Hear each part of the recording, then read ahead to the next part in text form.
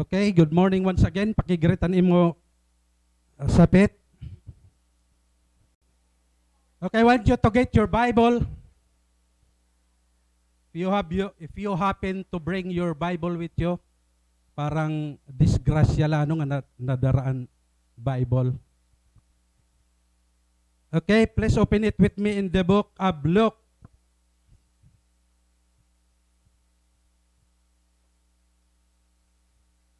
Okay, ada niyo Bible, disgrasya gyapon nga nadara. Ay, salamat nadara ko gyapon.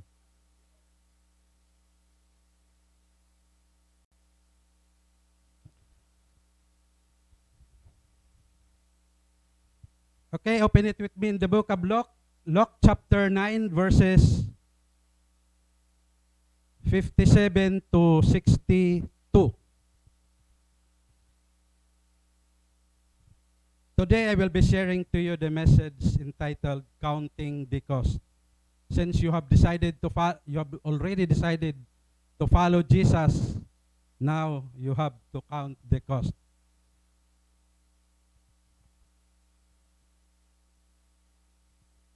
Okay, Luke chapter 9 verses 57 to 62. Okay, let's all read. As they were walking along the road, a man said to him, I will follow you wherever you go. Jesus replied, Foxes have holes and birds of the air have nests, but the Son of Man has no place to lay his head. He said to another man, Follow me. But the man replied, Lord, first let me go and bury my father. Jesus said to him, Let the dead bury their own dead, but you go and proclaim the kingdom of God. Still another said, I will follow you, Lord, but first let me go back and say goodbye to my family. Jesus replied, No one who puts his hand to the plow and looks back is fit for the service in the kingdom of God. May the Lord bless the reading of His Word. Ang Ginoo magpanalangin na niya mga polong. Why I want you to share this message to you, because for one simple reason, because we keep coming to the church thinking that we are already a follower of Christ. Yeah? That we have already committed our life to Christ. Amo ini an aton mga rason nga atong ginihimo nga nasiring kita nga I'm already a Christian. I'm already a follower of Christ because I go to church every Sunday. Okay, paano nga ba maging follower ni Christ? How is it to be committed to Him? Paano ba maging Kristiyano? Naging Christian ka ba tungod kay nabunyagang ka na?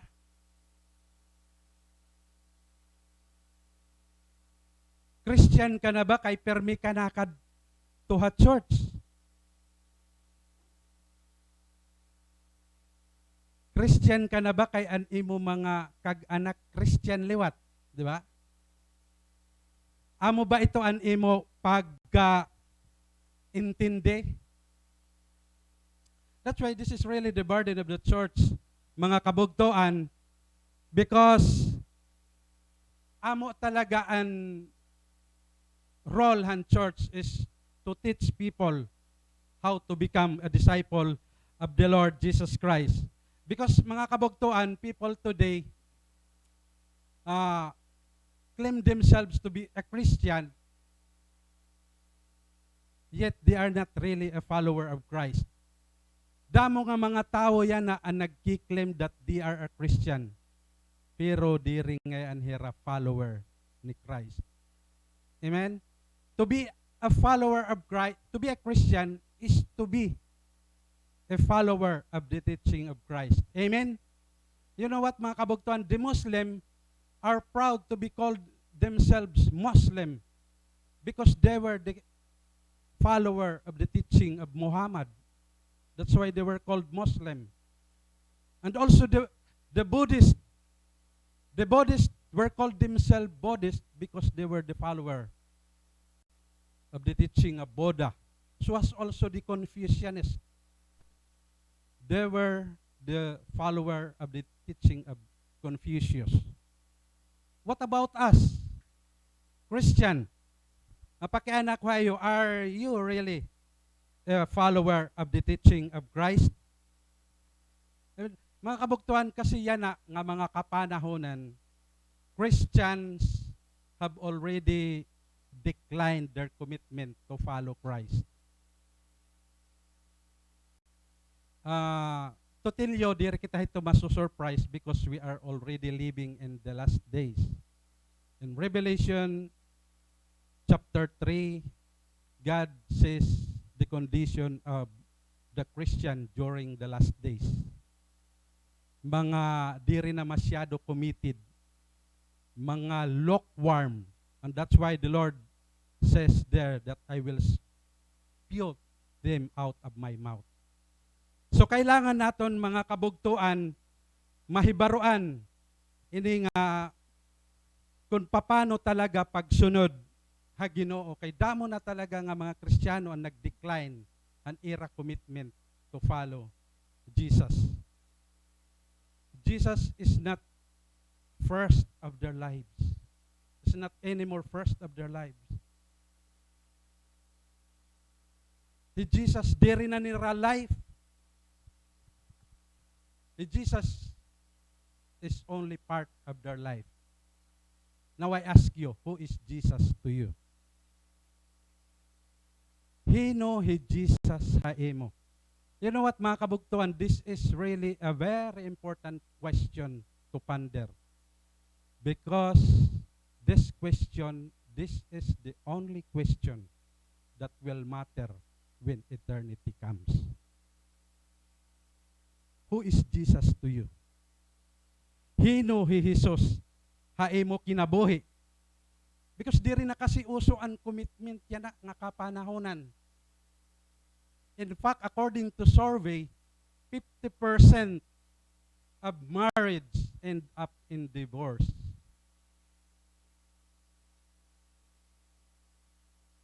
This is what happening to our society today. And the church is not exempted. If you don't know the meaning of commitment, no wonder why you are not committed. So mga kabugtuan, we really have to study on how to become a follower of Christ. Kailangan good naton. If you are serious, nasa rin ka mo kanina nga, you have already decided to follow Jesus, kailangan good talaga naton. Pag-adman. It's not enough that you were hurt today. It's not enough that you keep coming to church every now and then.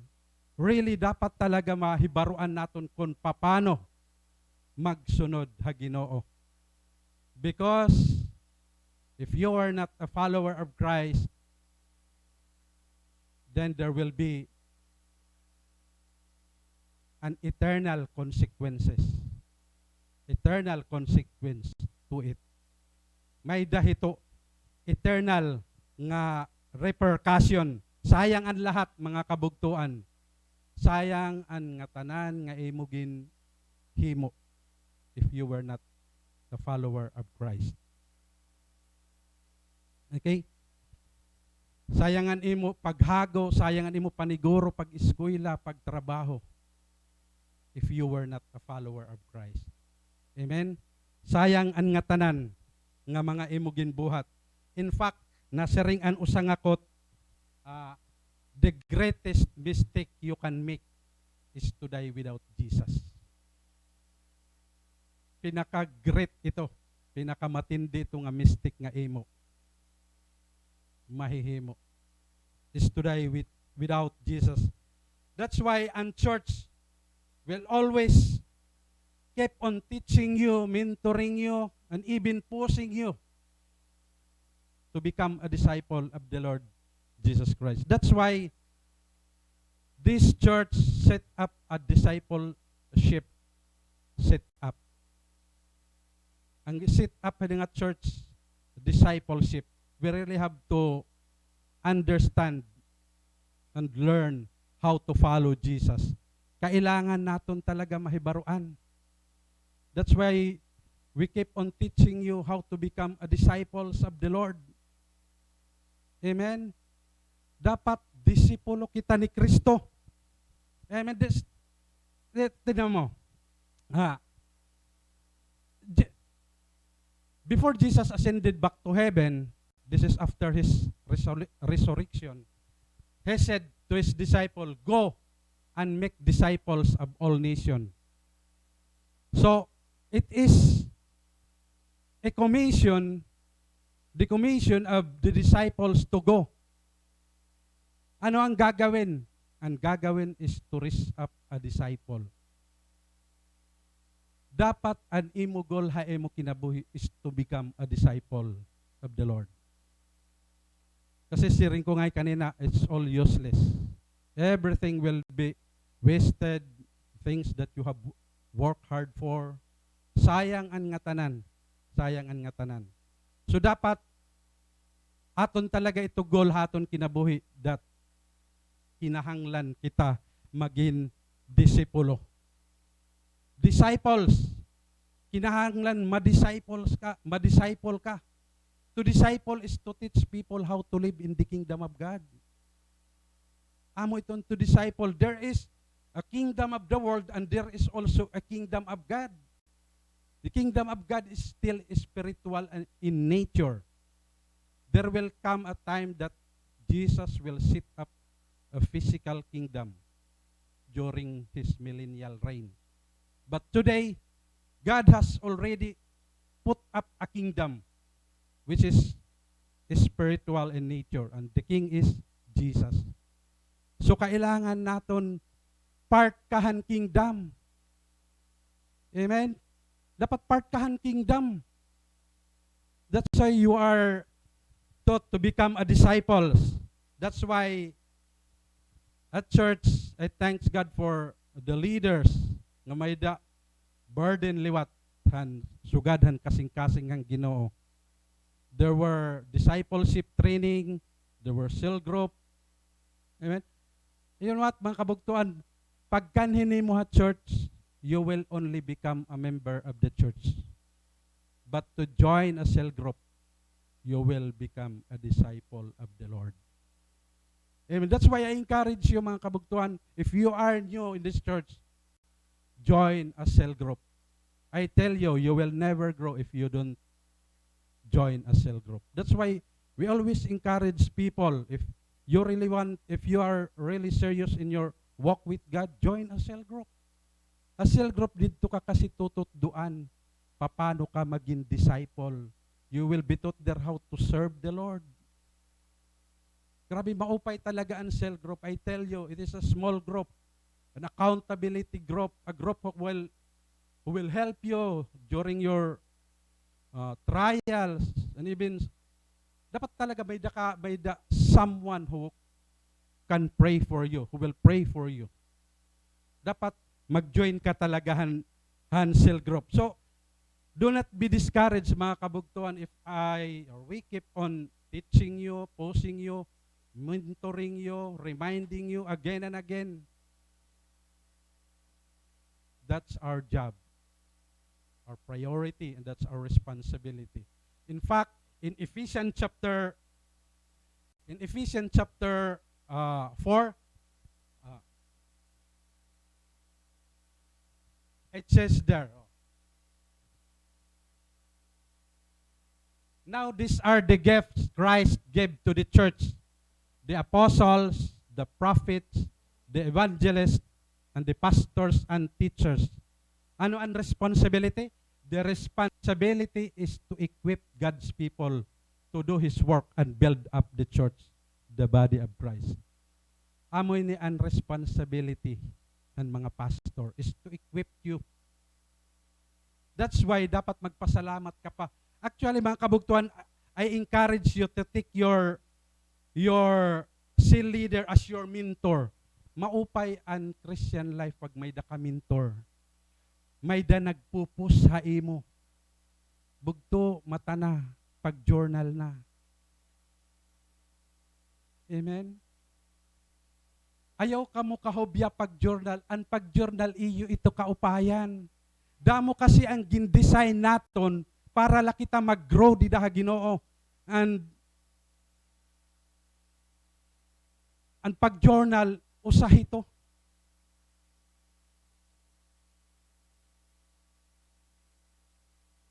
Kung namimiss mo, Lord, mag-journal ka.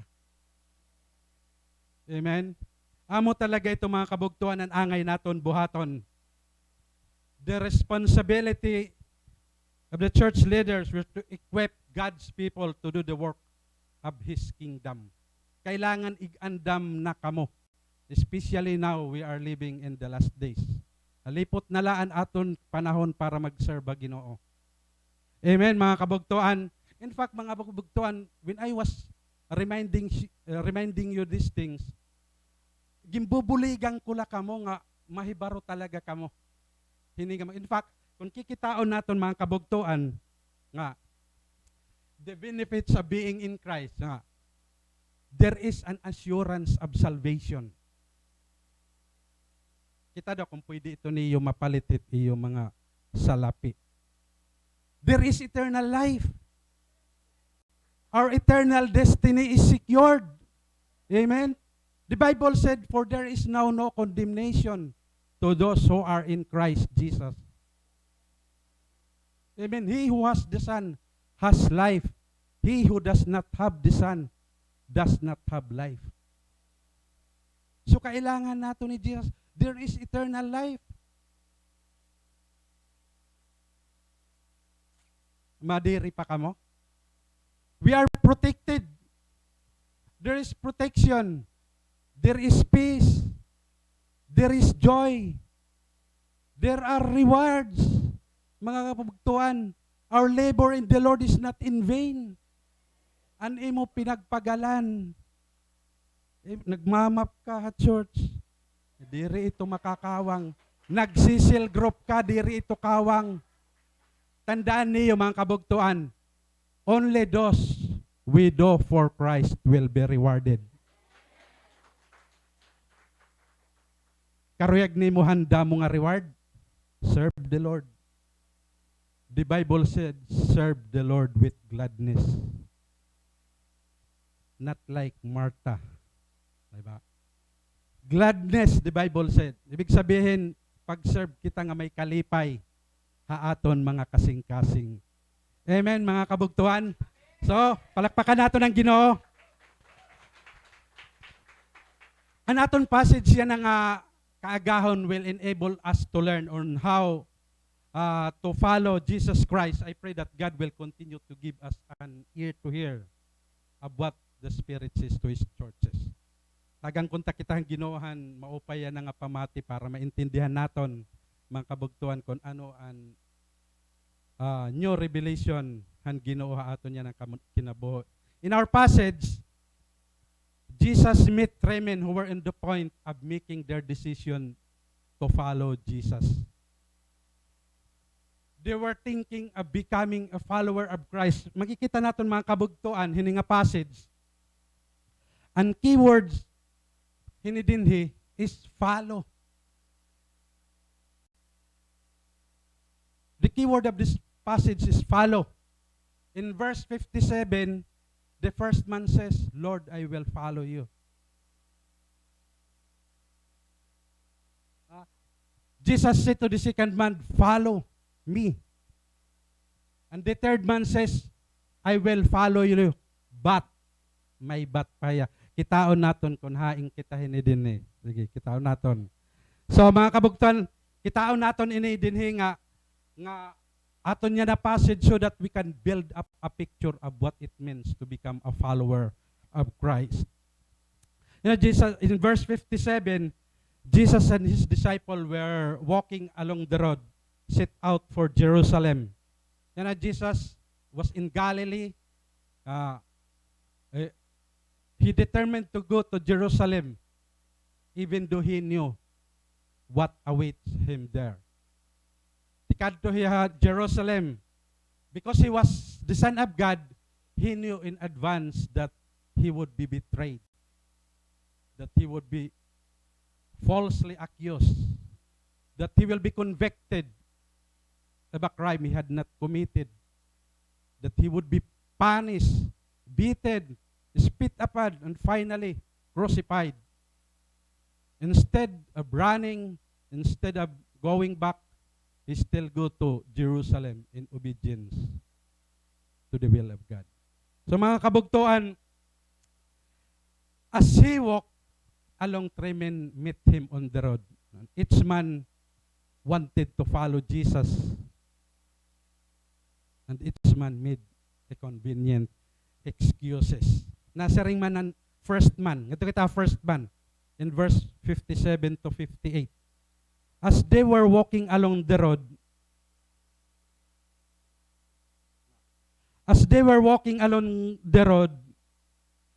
a man said to him, I will follow you wherever you go. Jesus replied, foxes have holes and birds of the air have nests, but the Son of Man has no place to lay his head. This man made a statement to follow Jesus. Lord, maupod ako. Nasa ring hiya din eh. Kasi anay daw, nasa ring ang Ginoo. Karuyag mo la siguro umupod kay Jesus ako. Of course, Jesus by this time has already gained popularity. Remember before this passage, he have performed many miracles already. He turned water into wine, he fed multitudes, he raised the dead. Amen. Damo na aming milagro. That's why damo ang nagsusunod kan Jesus. Ang damo hadto dito ang nagsusunod diri para makakuha ang salvation. Mag-aalagad ka ba talaga? Mag-aalagad ako kay damod ang gwapo dito at church. So God bahitet imros, damo dito ang mga gwapa.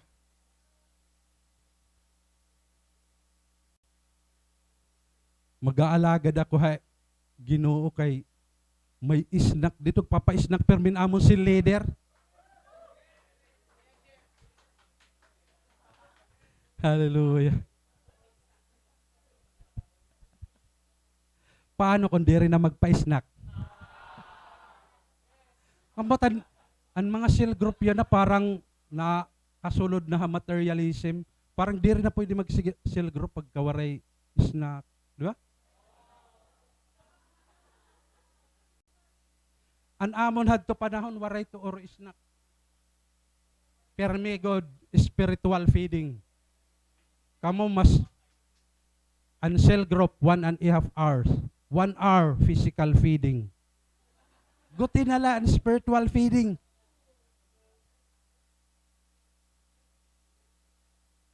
Di ba? Mag-aalaga na rin kita Ginoo kay permi may snack. Ang Bible study may nag-sponsor permi. Praise the Lord, nag-sponsor. Ang Ginoo magpanalangin. Ay iyo kinabuhi. Amen. I think, mga kabugtuan, this man is sincere in his desire to follow Jesus. But he did not count the cost. Amen. Sincere hiya talaga na siya, Lord, I will follow you. How about you, mga kabugtuan?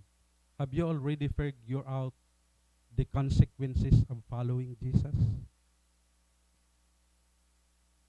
Nakita mo na ba ito? Kadto ko kay aircon ng church, di rin mapasok. Sugad la ba ito imo? Mababaw yan. Kung wala aircon, di ka masimba.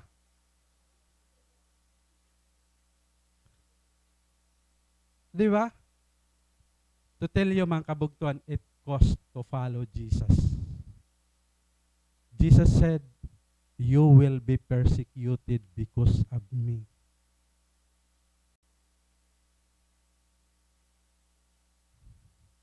Saring ka nala, yes Lord, but may but ka na. We will be persecuted, we will be hated, maligned, we will be rejected. That's the price of following Jesus. Susumatan ta nala kamo yan na in advance. Siguro waray pa kamo maka-experience and persecution, but I tell you, it is questionable and imo Christian life if you don't experience persecution. Because when you are a Christian, nakakabit ito didaan persecution. Sige na, kung waray pa kamo persecution, hamunin nyo ang persecution. Dapat you have to be persecuted. Dapat nga ni, we have to be crucified. Di ba? Persecution la. Di ba? Ang persecution, in my experience, ang persecution, usa ini nga food for our soul. Di da kay to nagiging marigon. Di da kay to nagiging masulan pag-alaga da Ginoo. Amen. Kung waray pa kamo mga masulan iyo pag-alaga da Ginoo, pray for the persecution to come. Amen. In fact, this morning, tawagon taan aton bugto who have experienced the severe persecution. Let's call on Mabit Tipase.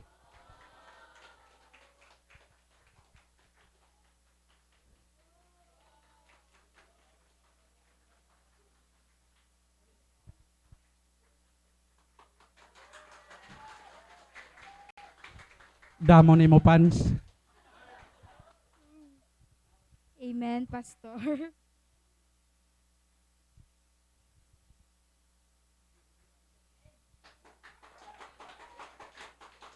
So, good morning mga bugto.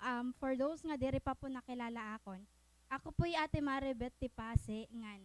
It is a privilege ngan a joy to me nga mag-testify before you all of how good and faithful God is in my life. So, before I share with you an akong journey nga dakan Lord, I just want to share an ako han past. So, I grew up in what I thought an ideal family. But then at a young age, I have realized nga waray perfect family.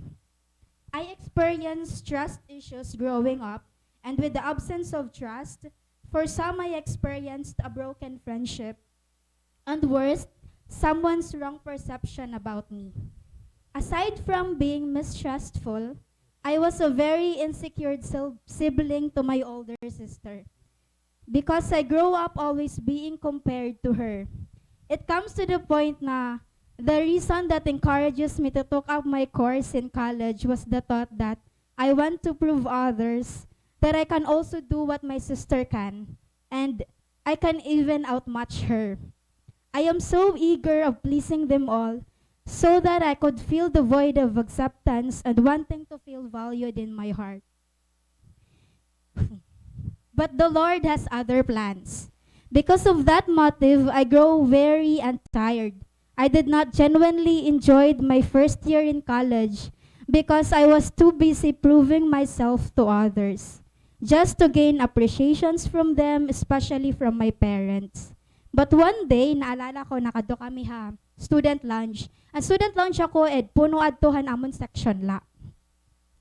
So when everyone were so busy answering assignments, preparing for oral recitation, for quiz and the likes, laughter breaks the din in my ears. And it was surreal for me that day, kay para akon, hinuha mga classmates namon ang makakatawa pa, hasuga dito nga kay hectic nga time. And I saw 3 people, Ate Jessa, Kuya Jeff, and Ate Erica. They were sharing about Chi Alpha organization to my classmates while working, and just changing the draining atmosphere to one that was full of life. And from there, I got so curious of what's with these people. To make the long story short, I was invited by them to be in a cell group, and mind you, it was a long searching for me.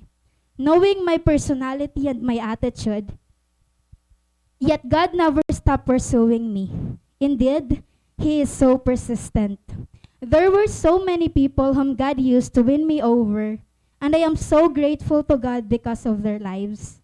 Then the questions in my mind were slowly being answered every time I attended a cell group.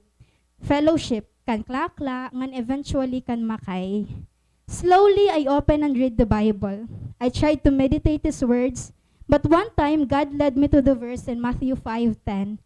Matthew 5, verse 10 to 12. It's about, blessed are those who are persecuted for righteousness, for theirs is the kingdom of God. Ngan, ang 11 ngan 12, tungkol na hiyahan, persecution, ngan how to cope up. It wasn't that deep for me back then, but I felt the weight of truly following the Lord. And the same doubt that I once felt to others, suddenly I found myself doubting my faith. Can I honestly rejoice in this kind of times? This urges me to know the Lord more. I decided to attend a church activity in this church, the very first time I attended the church activity. I cannot remember the date, but I remember vividly what had happened. The first activity was a testimony from a persecuted yet rejoicing ate girl, and it was Ate Jessa. And there I have realized my God is worth of our all. And the moment you said yes to God must be the moment where you could genuinely say that there's no turning back. Now God dealt my trust issues. He made me realize that even I, an untrustworthy woman, were trusted by the Lord to work and to take care of His creations. He also made me realize that I need not to prove my worth to others, nor I need to please them all, because I am designed to live with an audience of one, and God's desire for me is all that matters. I could not say I have perfectly changed, but I am graciously and patiently being changed by the Lord in all aspects of my life. Yet, being Christian will not just end by being transformed by the Lord. We must grow, and I desired growth. That even I prayed persecution in my life. But persecution was not that easy pala. My persecution started from mockings from my siblings, and as I draw closer to God, this persecution intensifies to the point that my papa wanted to disown me. The old me would have retaliated, but God enabled me to respond with gentleness and love. But the enemy is at its works. My papa would curse me and say all threats, but that was not all. On the day of my birthday, as I remembered, it was a holiday and we were asked to go to school to design our bulletin board. But as I asked for my papa's permission, he did not believe in me. Nasiring iya makadtula ko no ako ito na akarelihiyon. Then the atmosphere heated up when he wanted to denounce my faith and to kneel before his God, the carved wood he was holding. I knew in myself that I can't do that, so I just listened while sitting right next to him. Then because of his anger, out of his disappointment, he took a gallon of water and ginhuwad niya haakon. Then he said, "Karuyag mo man nga nihit nga relihiyon nga ginlulumos. Iglulumos ko nala ikaw." Other than that, he told me painful words like, "Pagpakamatay nala, matatanggap ko pa iton kaysa magkaadak anak nga iba't relihiyon." And so on and so forth. I also experienced nga pinansusunugan ako ng mga Christians books. But praise God nga nasalina na akong Bible. Nga nakabutang nga suludan ak ulunan, may dana ko to style. I have to wake up 2 a.m. or in the midnight or hatime nga nga turog na tanan just to read and be encouraged by God's word. Kailangan kasi bangin makitanak nga ngan sunugon liwat nak Bible. Struggle is real. But God's protection and comfort is also super real in that times. Karadamo ang tangis nga na-reveal ang tanan nga weaknesses as a God swallow. But God is faithful. Also, na-evict na liwat ako hamon balay. Ginpalayas ako because I don't want to attend hand procession. Ginpalayas ako and God led me to Pastor and Ate Celine. They comforted me and even took good care of me. Thank you, Pastor, Ate Celine. And I sometimes go to school nga may pasa, and the worst is, ang gintutukan ako ni Papa Cochilio. Ha-connect. Feel ko talaga tura-ura. But I know that it should not compel me to take revenge, nor to get angry with my Papa. The enemy is not in flesh, but in spirit. And I thank God because I have people who prayed for me. I have people nga nag-encourage ako nga nagko-comfort. All that happened was very traumatizing para ha akon nga to the fact nga bisan ging kakaublit la ako nahadlok na. But indeed, God's word is very powerful. In one of my memory verse, I was led to this verse in Luke 12:4. Do not be afraid of those who kill the body, and after that can do no more. Going on, they also told me discouraging things about being in this religion. Kakwartahan ka la, nagpapakayaman lan pastor, diri ka may nga upahiton dida, diri ka makakatapos pag-eskwela, diri ka makakatrabaho. But all of it were all proven wrong. Pastor Simon and Ate Celine lived a humble and surrendered life nga dakon Lord. By the grace of God, I graduated with flying colors. I passed the LET and currently teaching now in summer college. Plus, the Lord entrusted me with a cell group with 4 beautiful souls to minister, which I am greatly encouraged. See, in God, the words of the enemy works the opposite. Indeed, it was a lie from the enemy. Yes, Satan is powerful and cruel and utterly evil, with no redeeming trait of any kind. Yet we are not to be afraid. Praise the Lord Jesus Christ, because Satan is a defeated enemy. How I cope up? I cope up through the people God sent to listen and to guide me. And when I'm alone and sometimes feeling so discouraged, I declare God's promises in my life. God is in control. He will only allow us to experience what we know is best for us. What He knows is best for us. We must trust Him as we are encouraged to do in the Bible. We are only pilgrims and strangers on this earth. Our real home is in heaven. We must be ready. God always brings good from evil. The enemy can only harm our bodies, not in eternal condition. Maribeth 80 Pase once was lost but now found, persecuted but rejoicing in the presence of God. To God be all the glory.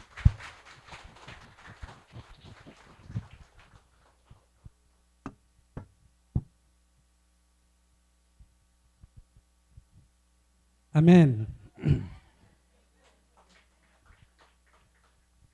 There are times talaga nga gimpapalaya si Mabitaera. Gintitreten. But the good thing is, Mabit stand for the Lord. I like his verse. Says that Jesus said, do not be afraid of those who kill the body, but cannot kill the soul. But be afraid of the one who kill both soul and body in hell. So, Christian life is connected to persecution. In fact, if we look back, and early Christians, they were really severely persecuted. Some of them were thrown into the lions, some of them were crucified, some of them were born. Sobra talaga ang persecution nga na-experience ang mga early Christian, and it will inspire us today, mga kabugtuan. Siguro di rin ka nakaka-experience ng persecution yan, but other things will inspire us paano kita magpadayon di da pag-alaga da Ginoo. Persecution will make us stronger in the Lord. Let's look at the video on how the early Christian persecuted.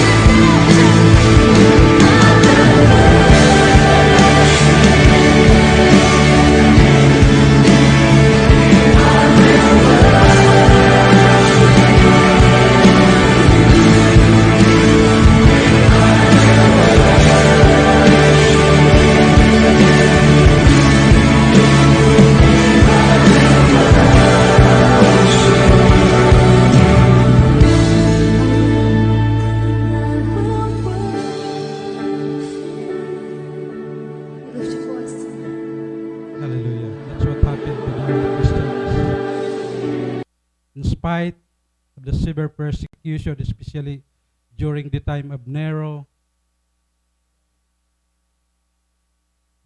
the Christian did not deny Jesus.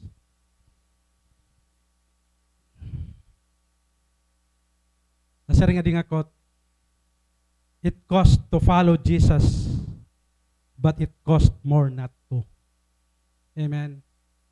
Kumbaga, makuri talaga pag-alaga na Ginoo. Pero mas makuri kung di ka mag-aalaga na Ginoo. Amen. Nasa ring panusad, if following Christ has never cost anything, you're not following Him. Do you agree? Amen, mga kabugtuan. Kasi aton passage na, anong reply ni Jesus in verse 59, nasa niya, foxes have holes and birds of the air have nests, but the Son of Man has no place to lay His head. Jesus, maupod ka ba talaga? Waray ako kakaturugan. Ni ulunan, waray ako. You know what, mga kabugtuan? This is literally true. Jesus owned nothing. He never owned a home.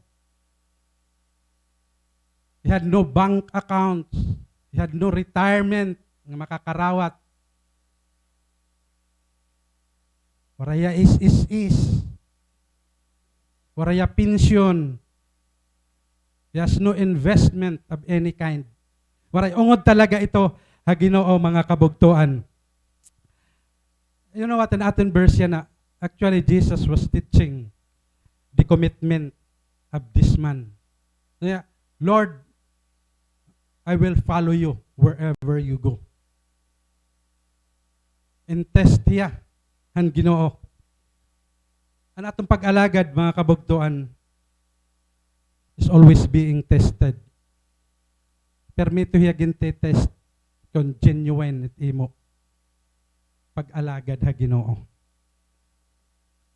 Kung hiya God it imo first sa imo kinabuhi. We are always being tested how we respond to problems, how we respond to criticism. Makikita ka dida kung ano ka nga klase nga Kristiyano. How you respond when you have no money or may daka kwarta. Paano ka ito magre-respond, mga kabugtuan?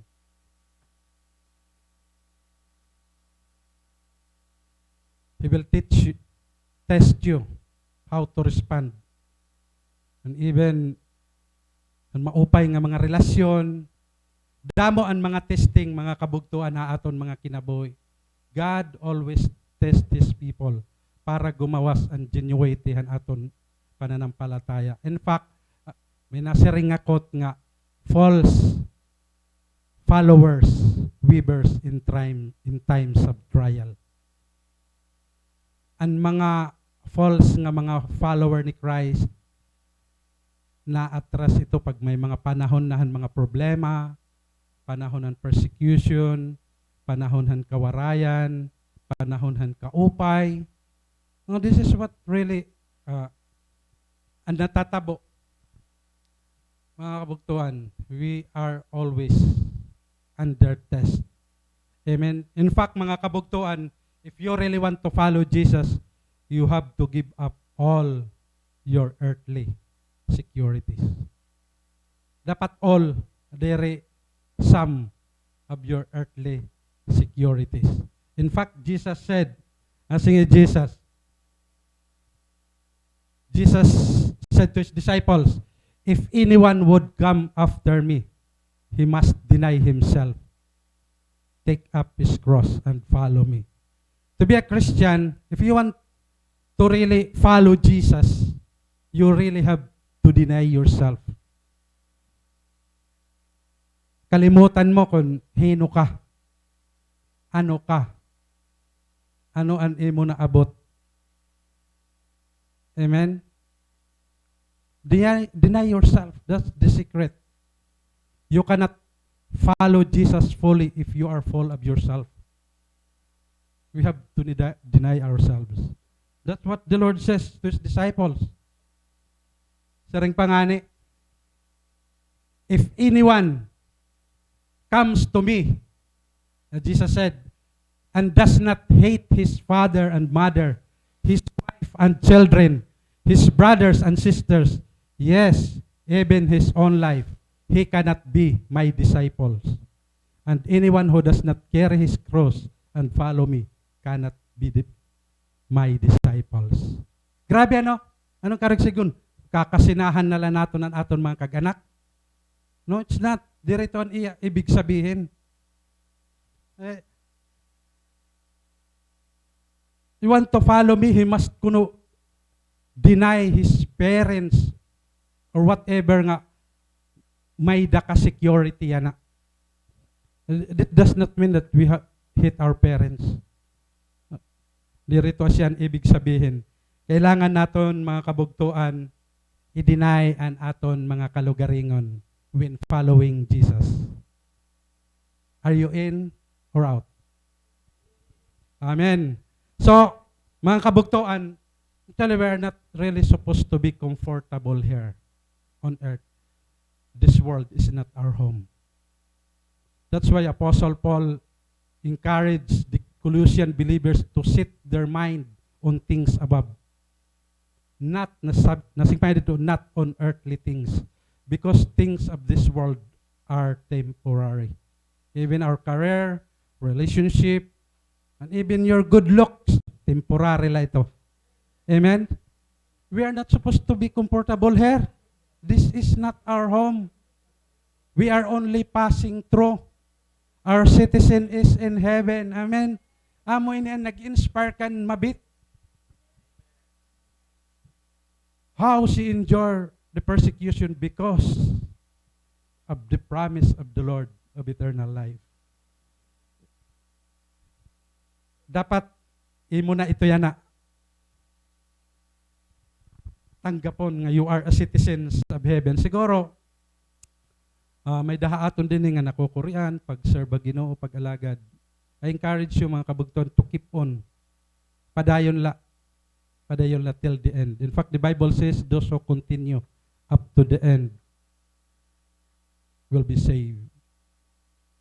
Siguro may mga instance, may mga time na aton life nga umundang kita, but maupay nga na-realize ni mo otro. This is what I've experienced before.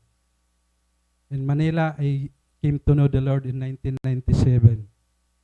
But waray ako ito magseryoso in 1999. Dito na ako nagseryoso kag Ginoo. So, umuli ako nga summer nga, on fire na ako hadto. And from then on, and even diri ko nga ni maaram nga, magiging pastor talaga ko. But, ginsurrender ko na akong kinabuhi, Ginoo nga, Lord, from now on, I will serve you. So, kailangan naton mga kabugtuan nga magpadayon kita dida pag-alagad ha Ginoo. Amen mga kabugtuan. Take that ang kakurian mga kabugtuan na pag-alagad ha Ginoo, take it as a narrow road. Amen. Dapat adi kita ha narrow road. Dapat it aton prinsipyo hininga narrow road in spite of makuri but few only will find it. Dapat kaapi kita hito dida. This is amo ni permin akong gisisiring adtuhan mga nagpapa-counsel akon kasi tanan kita nakakaagihan hardship. In fact, ang aton nga niya na magaan na. Not like the early Christians. They were really severely persecuted to the point of death. Pero ang aton niya na, ang persecution, mga minor na la. But the Lord is testing us para maging strong pa kita. Padayong kita dida pag-alagad ha Ginoo. Amen, mga kabugtuan. We are on our way to heaven. Amen. Ang aton journey, baga-baga kita yanan Israelites from Egypt going to Canaan.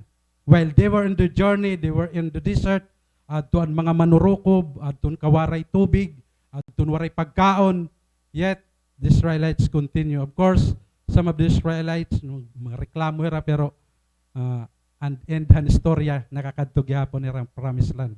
Nakadamon aton mga ginaagihan din ni dapat an end result.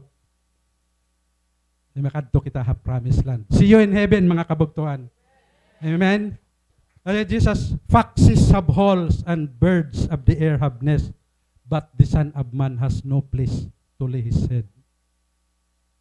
Don't pity Jesus for not having a place to lay his head, but pity the one, the man or woman who is chained to his or her career, money, relationship, who cannot respond to the call of God. Mas makaluluoy ang tao nga waray Ginoo. Nalim, nagkikita nga ni kitahan mga movie about Jesus, naluluoy kita iya. But you know what? Dapat kaluoyan talaga ang mga tao. Jesus did it for our advantage. He was crucified in the cross so that we may live. Amen, mga kabugtuan. So nakita natin mga kabugtuan ang second man. Ngadto kita ang second man. Ang tawag yun nga second man, unwilling. Asing dili. He said to another man, "Follow me." But the man replied, "Lord, first let me go and bury my father." Jesus said to him, "Let the dead bury their own dead, but you go and proclaim the kingdom of God." The first man says, "Lord, I will follow you wherever you go." The second man is Jesus who called the man to follow him. Do you know what's the answer of this man? Answering, "Lord, first let me go and bury my father." Let me ask you, ano ha iyo pagkasabot? Buhi pa or patay na an tatay? What do you think? Heno ang nasering nga buhi pa ang tatay? Heno ang nasering nga patay na ang tatay? Ha? Oray ma? Ba nangangaturog na ada ka mo? Pukawaanin mo sapit. Waray nag-respond na akong pakiana.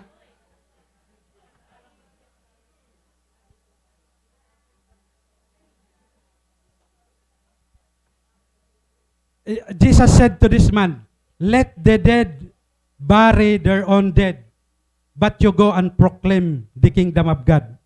What does this mean? The man's father was likely still alive. Ang ibig sabihin niya din mga kabugtoan, ang ibig sabihin ng tao din siya nga, "Lord, I will follow you if my father is already dead." Ha? Kumbaga, nakita ni Lord ang palusot. Jesus is God. He knows everything. Maaram hiyahan nga tanan. Amen? Jesus wants us to make Him and His kingdom our priority. Dapat mga kabugtuan, priority naton ang kingdom of God. Nakikita natin mga kabugtuan that this man has the issue of priority. He misplaced his priority. In fact, kung kikitao natin yung passage, he prioritized the things that will not last forever. Amen. And that's why Jesus encouraged us to make Him and His kingdom our priority. Dapat priority naton ang iya kingdom. Amen, mga kabugtuan. Asya ini, mga kabugtuan, hini nga banda, din kita hini nakukurian. Din kita hini nakukurian. Lord, magsiserve ako kon. Tapos na ako pag-eskwela, Lord. Tapos na pag-eskwela, Lord, magsiserve ako mo kon may trabaho na ako. Nakagi na trabaho. Lord, magsiserve ako mo kon may balay na ako. Nakabalay na. Nasara ang pastor. Oh, may balay ka na, kaya waray ka na magsimba. Pastor kay waray bilin ang balay.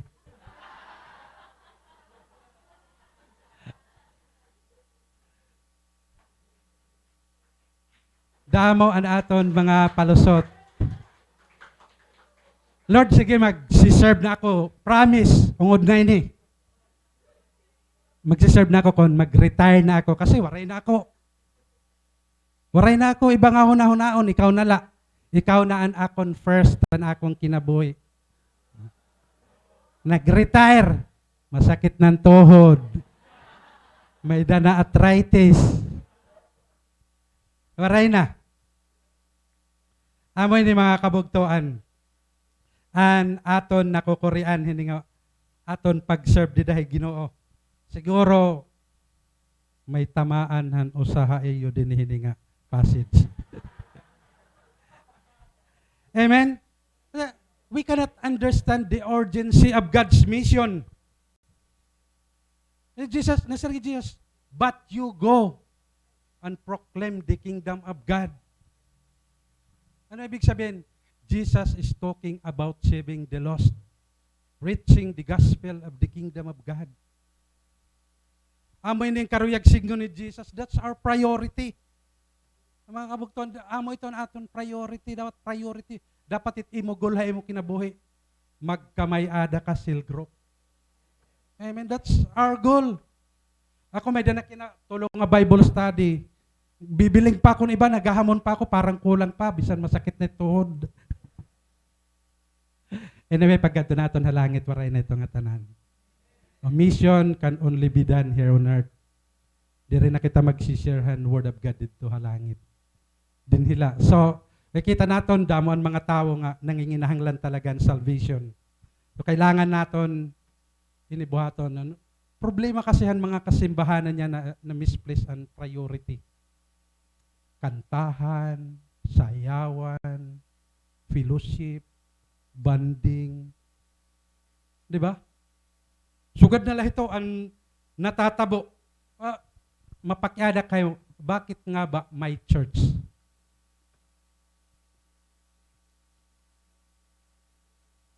Kaya may church para maraming tao ang makakilala kay Lord. Amen? Dire, kaya may church so that we can have religion.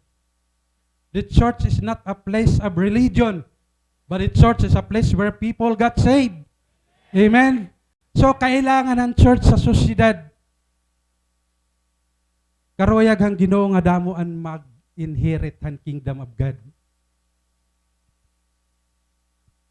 Amen, mga kabugtuan.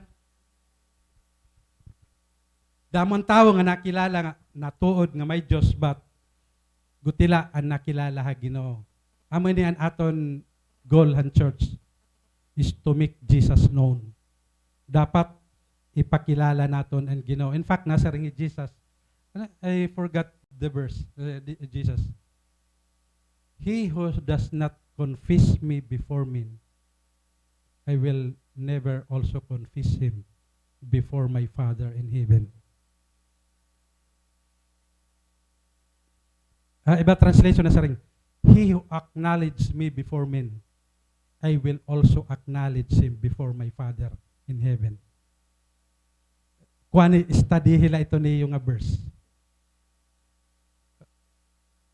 Study niyo. Ako na. Ito ma. One day we stand before God. Higad masering haemo. Hino an imo na dara. Hinon imo na siran. Ha? He who confesses me before men, I will also confess him before my Father in heaven. Jesus, Father, this is a soul winner. Ano answering the Lord? Come and share your master's happiness. Wow. Hallelujah.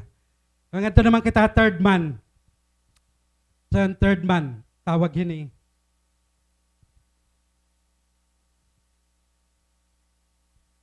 Distracted. Ano rin? Still another said, I will follow you, Lord, but first let me go back and say goodbye to my family.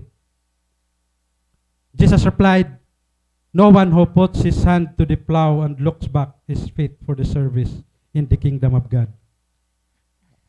The third man said, I will follow you, Lord, but may but na.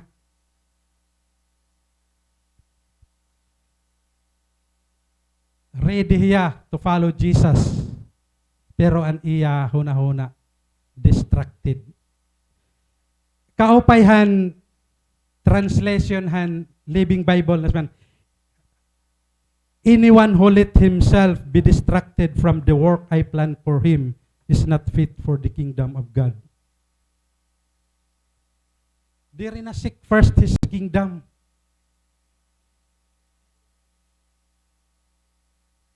Dapat we have to invest our life for the cause of eternity. Amen. Dapat i-invest naton aton life, aton effort, aton time, and even money. Bisan ang money, mga kabugtuan. Invest it for God. Jesus said, for where your treasure is, there your heart will be also. Kung hain mo gin-invest in imo time, and imo money, and imo effort, aad to liwat, and imo kasing-kasing. Hala ka, waray ko kasirahin akon balay. Waray ko kailak, nakani ka na simbahan, nag-ika-uruli ka pagod, kay waray mo kailak. Why? Kaya nung may dakaso ganito kasing-kasing, kay nag-invest ka. You know what? It's not wrong to invest here on earth. It's not wrong. What I've been kun ito nga imo mga invest more than paituhan imo pag-alaga na Ginoo. So that's wrong. Anything that hinders you between you and God are your idols. And idolaters, they relate to mga nagsisimbahan, mga Diyos-Diyosan. Tulad ng mga tao, ng mga lisang, mga concerned, and mga things of this world. Mga idolaters, liwat ito hira. Nasaring nga tao, Lord, first let me go back and say goodbye to my family. Lord, first let me go back and say goodbye to my friends, to my boyfriend. Amen? Nagdulatan may mga girlfriend. Pero what, mga kabugtuan, ini nga tao thought that following Jesus is important, but not the most important thing in life. Ang kasabot ini nga tao, okay, importante man talagang pag-alaga na Ginoo. Pero diri ito siya ang pinaka-importante ang nga tanan. Ganon baton ni Jesus niya verse 62. No one who puts his hand to the plow and looks back is fit for service in the kingdom of God. When you are serving the Lord, ayaw na paghunahuna nga abrido pa ang portahan niyo dito ayo balay. Amen? That's what I mean. Jesus, no one who puts his hand to the plow and looks back is fit for the service in the kingdom of God. New Living nga ni nasing dito. Anyone who let himself be distracted from the work I planned for him is not fit for the kingdom of God. Diriya fit the kingdom of God. Grabe. The key words of this verse is service. Christian life is all about serving the Lord. Amen? Are you serving the Lord? Amen. Well, one day God will say to you, well done, good and faithful servant. You have been faithful in few things, I will also entrust you in many things. come and share your master's happiness. Take note of that verse. There was a commendation and there was also an invitation. Those who serve the Lord will be invited. Kasi permi ko naging sisering, when we stand before God one day, duha lang nga word sa niga-utter ni Lord. Well done, good and faithful servant, or depart from me, I never know you. It's time, mga kabugton, nga ipander naton ini nga mga truth that God has revealed in His Word, so that we'll be able nga makag-concentrate kita, makahimo kitahan mga butang nga angay naton, angay han Ginoo gipapabuhat ha aton.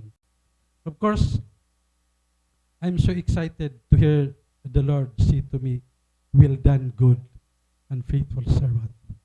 Then He will say to me, come. Wow. Dapat this is our goal.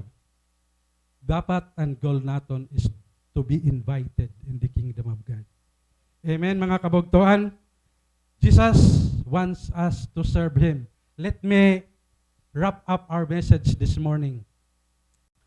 Following Jesus is more important than our personal comfort. Following Jesus is more important than our family obligation. Following Jesus is more important than the approval of others. Following Jesus is the most important thing in life. Everything else is less in importance. The only way to follow Jesus is to make Him the first in your life. There's no other way. Let's bow our head. Father, we're so thankful once again, Lord, for the revelation of your word, O God. Thank you muli, Lord, for reminding